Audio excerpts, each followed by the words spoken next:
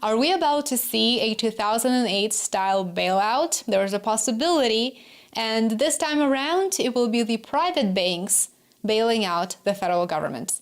The 2008 financial crisis was triggered by widespread issuance of risky subprime mortgages and the bundling of these loans into complex securities sold as low-risk investments. Financial institutions took on excessive leverage, and as housing prices collapsed and defaults surged, massive losses created a systemic crash. Credit rating agencies misjudged the risk, while regulators failed to intervene before it was too late.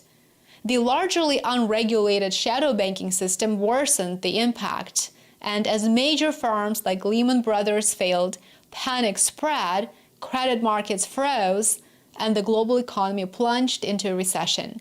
The crisis exposed deep flaws in the financial system, and it led to sweeping regulatory reforms to prevent future collapses.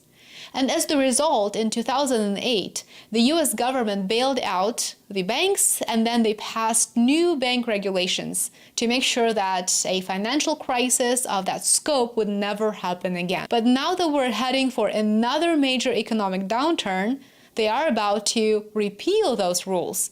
Why would they do that, you would ask? Well, as the US federal debt is now inching closer and closer to $37 trillion, and the interest to service that debt has surpassed $1 trillion per year, the banks will now have to bail out the federal government.